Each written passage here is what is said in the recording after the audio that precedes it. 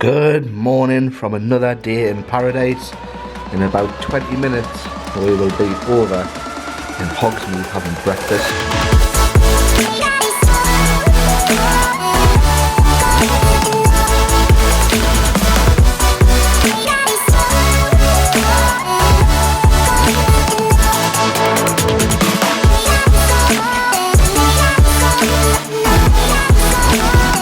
So we've made it down to City Walk. The bus didn't take that long, it was packed though. But I suppose that's what happens when you're sleeping. So it's around 10:30 now, we're trying to make it to Hogsmeade before 11. Becca thinks they might stop serving breakfast at 11. So we're going to try and rush there. And after we've got breakfast we can chill out, see what the wait times are like and head to the ones which have got the shortest wait. So we got stuck behind a huge family trying to scan in with paper tickets. So that took absolutely ages, so the rush for breakfast is now real. We're taking the shortcut through Seuss Landing past Green Eggs and Ham. We've got like 10 minutes to get to Hogsmeade and actually get served in a leaky cauldron. Sorry, 3 broomsticks. So I'm not too sure it's going to happen. We've made it. Now just to see if we've made breakfast. But it looks really busy in here. 3 broomsticks is just up on the left, so not too far to go. So we've missed breakfast. I don't like, that's our fault, but a bit gutted because Becca wanted the full English, which they do there. So now we're going on the hunt for a Cornish pixie that Becca wants. And then I think we're going to try the Confisco grill, maybe it's near the port of entry. So we'll go have a look at the menu. So I do love this area of the park. It just stresses us out too much when it's too busy. But I love all the detail, like we've just been inside there, the owl post, but it was too busy to like get the camera out and show you all the detail. So this is definitely an area of the park you have to come for early entrance. But we're just gonna head into Madam Puddyfoot's and see if they do, or if you can't get in, it might be a fake store, to see if they've got the Cornish pixies. So we were gonna head to Mythos, but there's nothing that really stands out on the menu since it's now lunchtime. So we sat outside on the seats and had a look on the Universal app to decide. And obviously on this trip we want to try places we haven't tried before. So we're going to Confisco Grill, which is in the port of entry. There's a lot of nice food on there, something I would have, something Becca would have. And I'm not too sure what I'm going to have, but I'll decide when we get there. So in case you don't know where Confisco is, this is it. And here is the port of entry. 11 AM, it's open. So we've just been seated, gonna have a quick look at the drinks menu because they come by so fast. But since it's lunchtime and I'm on vacation still for another couple of days, I think I'm gonna grab a beer. And here is the food menu, so they've got all the appetizers there, soups and salad, I'm sorry if you can't see. Got the entrees, which look cool. I'm sure you can pause the video if you want to read it. Sandwiches. So I'm not too sure what to get. So we're just sitting waiting for our meal, and the guy's like, oh, he has some complimentary bread. So what did he say? One was honey roasted? I don't know. I think one was Cuban and one's honey roasted. I can't tell what, but we've got some, I think that's honey butter. Looks like butter with honey on it. I don't know if you can actually see Becca's for all the sizzling, but how good do they actually look? Wow. And I went for the chicken and shrimp sandwich. And I actually didn't think it would come in like a burger bun. I thought it would come in like a toasted bun, but it's nice. It looks awesome. Really, really nice. So I didn't even realise that like Becca only got the meat, but like they've just delivered the wraps. And look at all like the salsa and the guac and that. It looks so good. So that was such a good meal. So everything we got, including the drinks, with my beer, which was about $8, only came to $46 flat. And then $10 tip. Server was awesome, the food was really nice, it came really quick. We'll definitely be going back there on future trips. But now we're heading into Seuss Landing, we're actually going to start riding some rides. And then we're going to head over to the studio side. So we're in the Seuss trolley train sweet shop and look at all of this fudge. How awesome does that look? So we're out of the store and I couldn't resist getting a cat in a hat cookie. Let's open it up and have a look. Wow, how good does that look? So we're going to head into the Hog's Head, which is next door to the 3 broomsticks, and we are going to get a nice drink. How cool does this look? Thank you. Wow, look at that view. It's just every time I come, it's like the first time I've seen it. So amazing. Don't know if that guy knows, but there's a T-Rex behind him. I wish adults were allowed on. Pteranodon flyers. I always have to think a second before I pronounce it because I want to say Petrodon because that's how it looks, how it's spelled, but I did want to go and Camp Jurassic as well, but it's too hot. Both our feet are hurting, so we're going to give it a miss this year. So I did want to ride Kong one last time. I mean, we've got tomorrow. We're actually going to try and come a bit earlier tomorrow, but Kong's like a 40-minute wait. It's a good ride, but for the amount of times we've been to the parks, it's not a 40-minute wait for us. But we've ridden it anyway, so we might try and get it done tomorrow. So it's really busy in Islands today. Everything's like a 30-40 minute wait, so it was just a quick lap basically. Becca's getting some return times for Fallon and Fast and Furious on the studio side. We're going to hop over soon. We're just going towards Superhero Island hopefully and get a ride Spider-Man on the way out, and then head over to the uni because the wait times in there seem to be a little bit less judging by the app.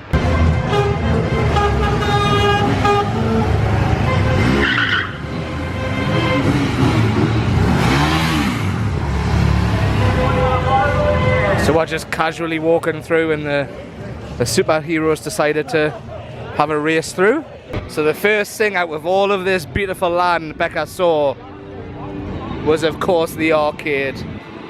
But we're not going in, we're going over to the studios and try and at least ride something. So we've come into the store, bit of AC, and we're hunting for the Cornish Pixie. He has all the stuffed animals and stuff, but they haven't got to the Cornish Pixie. Please say they haven't stopped selling them. I mean, Becca had this crazy idea that we're going to hide one on like top of the light fitting in the sitting room, just as like a little HP Easter egg, but doesn't look like they've got them. Wow. Ravenclaw's diadem, $150, that's awesome. I love the Slughorn's hourglass as well. Oh wow, Lucius Malfoy's Death Eater mask. They've got some cool props in here. Look at all the different ones you can buy. Wow. And I always want the same wand. So they've got the Jurassic Park pops, and also we've just seen a guy, no lie, dressed as John Hammond with the full beard glued on and everything. So we've just decided to go back to the hotel in the pool because we are dead, aren't we? Yeah. Yesterday at Epcot we walked about 12 miles, and then we got back from Epcot and we went to Horror Nights until midnight, so that's like quite a long day. So we must have walked about 13-14 miles, so I think to help our feet we're going to go in the hot tub and just have a drink by the pool, and then I think we're going to Antojitos for dinner tonight and then heading into Horror Nights. So if we went to uni now I wouldn't be able to walk tonight, so I think I need this little break. We've been going a little bit too hard on the days. We're getting a little bit older now, so we're going to relax by the pool for a bit and ready for Horror Nights. This is one of those times where I wish I was staying at Hard Rock just due to how close it is, but it is quite pricey to stay there, but it's not that bad. We've literally just got to go down to there for the Cabana Bay bus and it takes you straight to the front of the hotel. We have touched so lucky. Every single time there's been a bus that we've come back. Bless the Lord. Oh no, we're just missing one. Just like that, back in paradise. Lord. So we made it back to the room. It's still really sunny, and in about 5 minutes I am going to be down there. So we made it into the pool and it is absolutely ram-packed because Lazy River's closed for some reason, so like the pool is really busy. So we've managed to find a little corner of the pool we can chill at. So hopefully the Lazy River opens soon and people start to spread out a little bit. So it's so nice having the pool so close to the tower. But now we're going to head back up, get changed, get showered, get ready. And I'm ready for some authentic food from Antojitos. So we're there. Time's got a little bit away from where I was having a nice time sitting in the hot tub. Becca said it was like 5 PM and we're meant to be meeting Jason and Trish at 6 PM at Antojitos. So it's like 10 to 6 now. Luckily they're still at Sapphire Falls, so we're going to quickly hop on the bus over to Sapphire Falls and meet them. So now we're having to walk over to Sapphire Falls to meet Jason and Trish because we went to the bus stop and it is rammed. But what really annoys me is it's quite a walk. I don't know why both Cabana Bay and Sapphire Falls lobbies line up with each other, but the walkway doesn't, so you've got to walk to the very edge of Cabana Bay, across this bridge, and then walk back on the other side, when in reality they could either put a crosswalk across the road or line the bridges up. It's just crazy. So now we're all really late, so we're trying to power walk to make some time up. So by the time you're watching this, Jason and Trish, yeah, sorry, I apologise. Finally power walked over, met everyone. They were all half asleep waiting for her, but now the line for the bus, water taxi, sorry, is pretty busy, so at least we're clear security at Sapphire.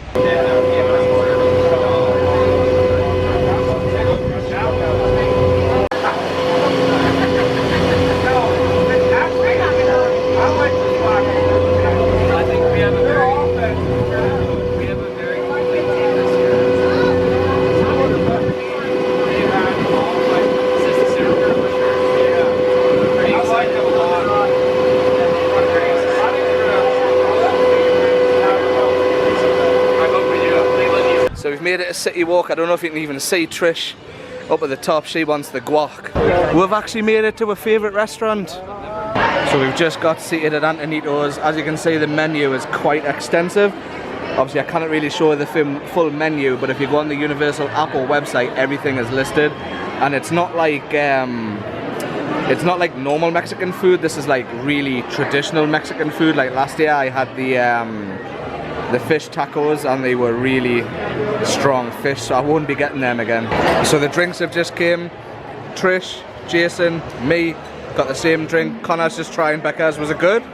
Was it good? Do you like it? Yeah. Becca got different. She got a blood orange.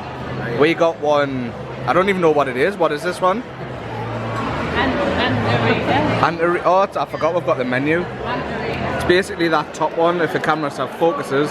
Pretty sure it was mine. It's basically that top one. Guacamole in your baby, right? Yeah. Yeah? Is there anything that you would not like on either one of the sides of guacamole? So he has a guy to come make some tableside guac. This looks good. I'm so excited.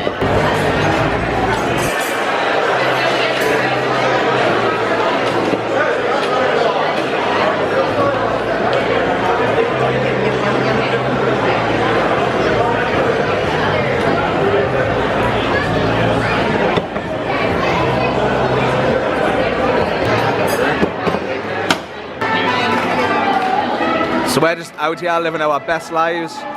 Jason's sipping on margaritas there. We've got a Mexican band playing. Connor's just bobbing his head. I'm taking pictures. Why would I do recording and I'm sorry. The guys left the guac tray, so tableside guacs here. Trish is ever so excited. So all the food's arrived. Jason and Trish got a burrito to share, and Becca got the same. Connor went for a plain cheese quesadilla with some house rice. Cheapest thing on the menu. And I got some enchiladas, so I'm looking forward to trying them. We've still got the tableside guac, and Jason's just asked for some more chips because they're looking a little bit empty. So Antojitos was really, really good. It came to, I think, $85 with tip, which wasn't bad. We had cocktails as well, but guess where we are now? Fat Tuesdays. But after Fat Tuesdays, we will be heading into Horror Nights. So we're done with Antojitos. How did you like it? Well, I liked it, but something happened. Oh yeah, I yeah. was gypped for $3.50. Was that your first time there though? Yeah. Basically, the server was like, "Do you want a side of rice or beans?" And I was like, "Rice." And then the side of rice cost $3.50. What is that? Garbage. But where are we now? Huh? Where are we now? We're in a huge mass of people trying to get into the event. Yep, it's 9 PM and this is how long the line is. We're in Horror Nights. The queue was horrible to get in, so I can just see what tonight's going to be like. So we're in now. The wait times didn't look bad before, but the queue to get in is judgment to what it's going to be like tonight. So I don't think we're going to get any houses done, but tomorrow I'm going to grab an express ticket because it's my last time in Horror Nights, so I can do every house. I'm on the G7X tonight. I have got the Sony with me for some B-roll footage, so every time you see B-roll it'll be on the good camera, and just a walk and talking scenes, so I don't have to change lenses and stuff like that. But let's see what we can do on a busy night. So having a quick walk through Chucky. Careful of that guy because you get wet. So we're now just heading into the Killer Clown Zone.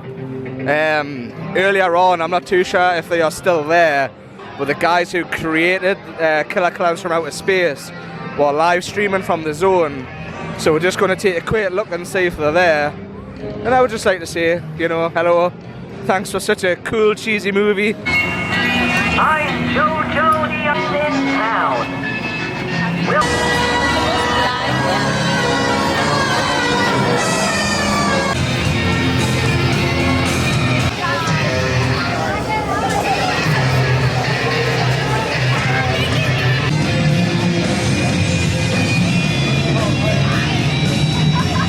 So it's such a busy night at Horror Nights tonight.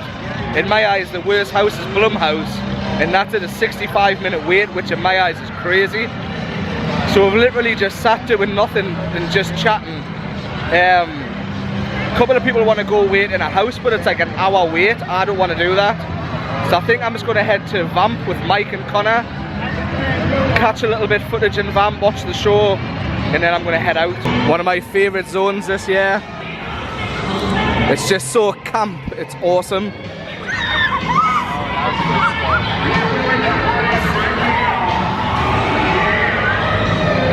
Come closer and give it up for Bags and